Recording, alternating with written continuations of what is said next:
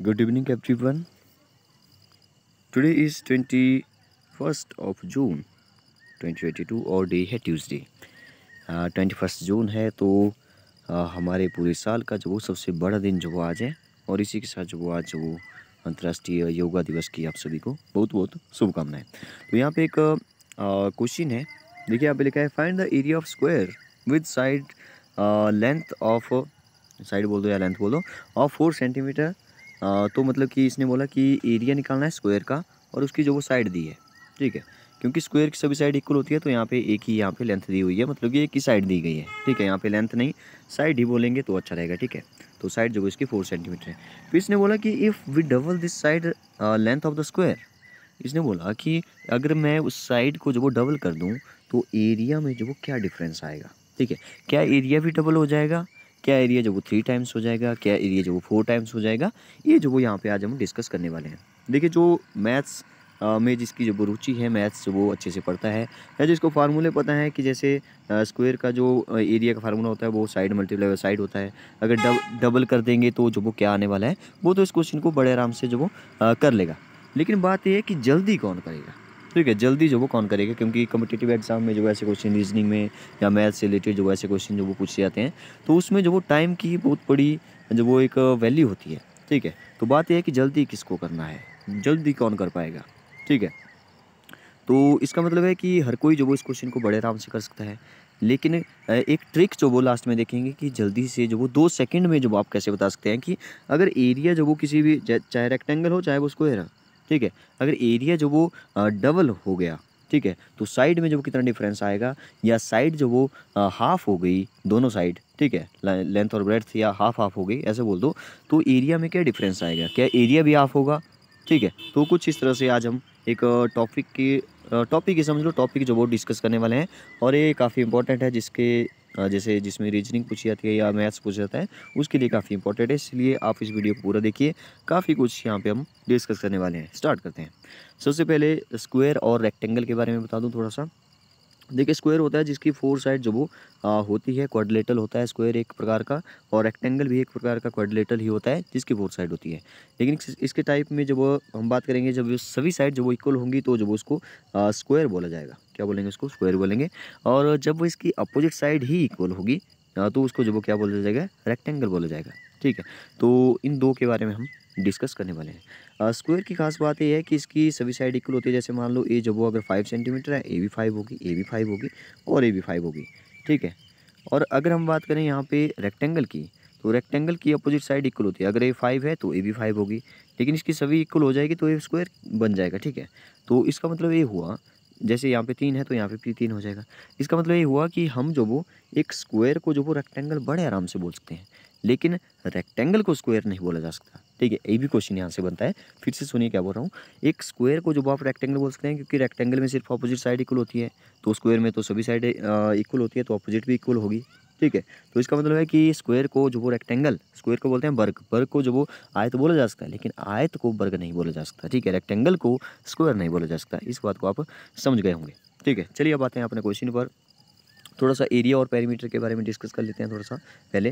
ये जो वो स्क्वायर बनाया मैंने, अगर हम स्क्वायर की बात करें एरिया की, तो स्क्वायर का एरिया होता है साइड मल्टीप्लाई बाय साइड।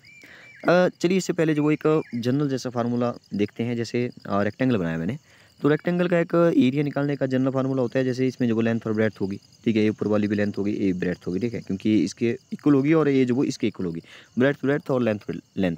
अगर हम जो वो एरिया का एक जनरल फार्मूला देखें तो जो वो लेंथ मल्टीप्लाई बाय ब्रेड्थ होगा, इसी का यूज़ हम जो वो स्क्वायर में भी करने वाले हैं। और अगर हम पेरीमीटर की बात करें तो देखिए दो जो वो लेंथ है यहाँ पे, तो length of the boundary is called perimeter. तो लेंथ प्लस लेंथ, दो लेंथ होगी और दो ही यहाँ पे जो ब्रेड्थ भी है। ठीक है, लंबाई लंबाई चौड़ाई चौड़ाई, तो दो जो वो लेंथ होगी और दो ही यहाँ पे जो वो ब्रेड्थ होगी। ठीक है, तो दो दो अगर मैं बाहर ले लूँ तो एल प्लस बी बच जाएगा, यहाँ से एल और यहाँ से बी, तो 2 multiply by length plus breadth. क्या करना है? लेंथ और ब्रेड्थ को प्लस करना है, 2 से मल्टीप्लाई करना है, आपका पेरीमीटर निकल जाएगा। ठीक है, तो ये हमने बात की पेरीमीटर की, सॉरी रेक्टेंगल की, आयत की बात की। अब आते हैं अपने स्क्वायर पर। स्क्वायर मतलब कि वर्ग, जिसकी सभी साइड जो वो इक्वल होती है।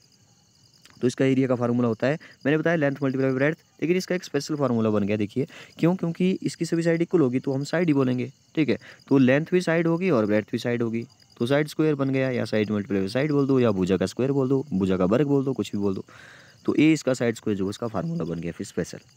अगर हम पेरीमीटर की बात करें तो पेरीमीटर देखिए सभी साइड इक्वल है, तो या तो सभी साइड को जो वो प्लस करिए S plus S plus S, ठीक है, 4 टाइम्स एस प्लस एस, ठीक है। एक जनरल फार्मूला हो गया कि आप जब भी पेरीमीटर निकालेंगे किसी फिगर का, तो जो आप सभी साइड को प्लस करिए, sum of all side is called perimeter, ठीक है। Sum length of the boundary is called perimeter, जो भी पेरीमीटर है वो जो भी बाउंड्री है उसकी वो जो पेरीमीटर होगा, ठीक है।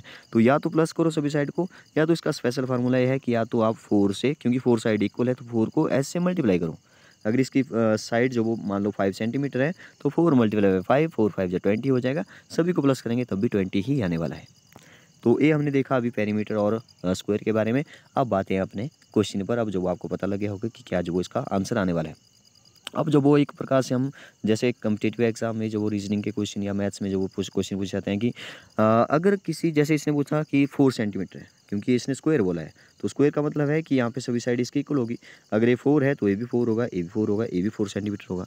तो साइड देखिए इसका एरिया पूछा था, तो एरिया जो वो क्या हो जाएगा, हमने बात की अभी साइड मल्टीप्लाई बाय साइड, तो 4 मल्टीप्लाई बाय 4, 4 4 जा कितना होता है 16 होता है। और आपको पता है कि जब भी हम एरिया निकालते हैं तो मतलब कि सेंटीमीटर स्क्वायर में आएगा। पेरीमीटर निकालेंगे तो सिर्फ सेंटीमीटर में, क्योंकि यहाँ पे जो मल्टीप्लाई हो रहा है 4 सेंटीमीटर भी 4 सेंटीमीटर भी, तो सेंटीमीटर सेंटीमीटर जो वो सेंटीमीटर स्क्वायर बन गया। देखिए सेंटीमीटर मल्टीप्लाई बाय सेंटीमीटर तो सेंटीमीटर स्क्वायर बन जाएगा। लेकिन जब आप यूनिट को प्लस करते हैं जैसे सेंटीमीटर प्लस सेंटीमीटर, तो ये जो वो सेंटीमीटर ही रहता है, ठीक है, याद रखिए। हाँ, एक बात और है, 1 सेंटीमीटर और 1 सेंटीमीटर बोलेंगे तो जो वो 2 सेंटीमीटर बन जाएगा, ना कि 1 सेंटीमीटर बनेगा, ठीक है। तो मल्टीप्लाई करते हैं तो पावर में आ जाता है, जब प्लस करते हैं तो आगे आ जाता है। फिर से समझिए, जैसे एक्स और एक्स को प्लस करेंगे तो 2x बनेगा, लेकिन एक्स और एक्स को मल्टीप्लाई करेंगे तो एक्स स्क्वायर बनेगा। तो ये छोटी छोटी बातें होती हैं, आपको पता है, तो जो आप बड़े आराम से जो इन क्वेश्चन को कर पाएंगे। तो इसका जो एरिया निकल गया वो निकल गया 16 सेंटीमीटर स्क्वायर। अब इसने बोला कि डबल कर दो, डबल करने पर क्या होने वाला है। देखिए डबल कर दिया मतलब कि साइड जो वो पहले 4 थी, ठीक है, इसकी स्क्वायर की, अब जो वो डबल किया तो मतलब कि 4 2 जा कितनी हो जाएगी 8 हो जाएगी।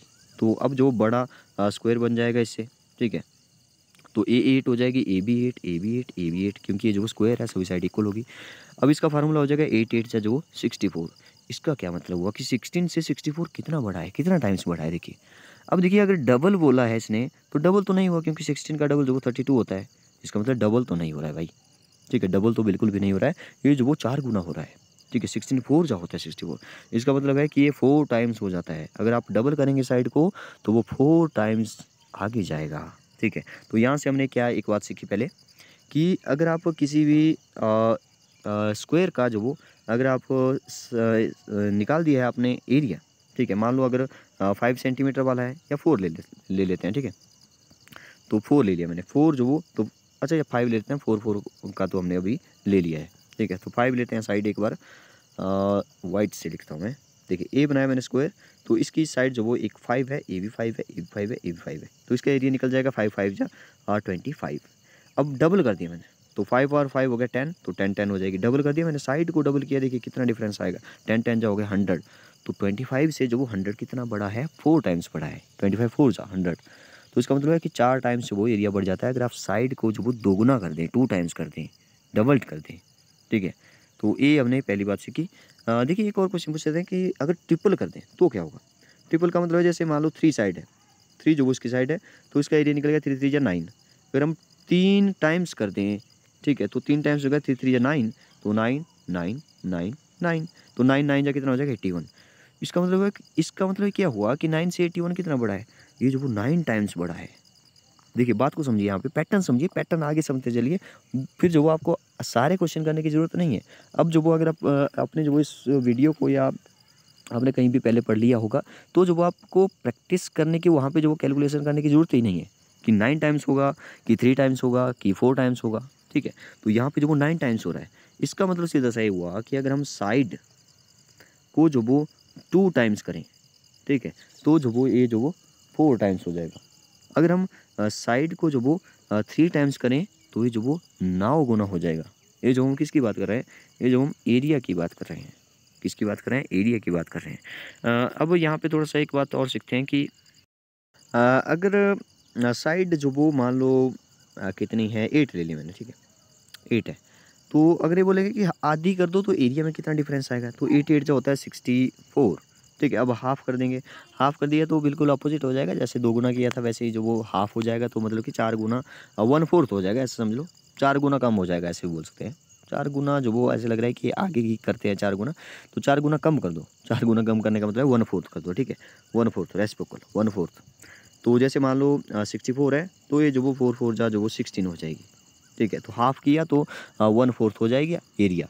तो ये बातें जो आपको पहले से पता होनी चाहिए। अब जो वो आपको यहाँ पे जो वो देखिए कैलकुलेशन करने की ज़रूरत नहीं है। आपको पता है कि जब इसने बोला कि डबल करना है, डबल जब साइड होगी तो जो वो आपको पता है कि ये जो वो 4 गुना जो वो डिफरेंस आ जाएगा। अगर मान लो 25 है तो 100 हो जाएगा एरिया। अगर मान लो 16 है 64 हो जाएगा, ठीक है। 4 से मल्टीप्लाई करो, वो जो वो एरिया उतना बन जाएगा, ठीक है। अगर 3 गुना किया साइड को, तो जो वो एरिया में 9 गुना करना पड़ेगा, ठीक है। अगर आधा किया साइड को, हाफ कर दिया, जैसे 4 थी 2 कर दिया, तो वो जो वो डिफरेंस कितने का आ जाएगा, मतलब कि 1/4 कर दो, ठीक है। 16 है 1/4 4 हो जाएगा, 2 2 जा 4 हो जाएगा। तो ओके, तो बताइए वीडियो आपको कैसी लगी। Thank you and have a nice day.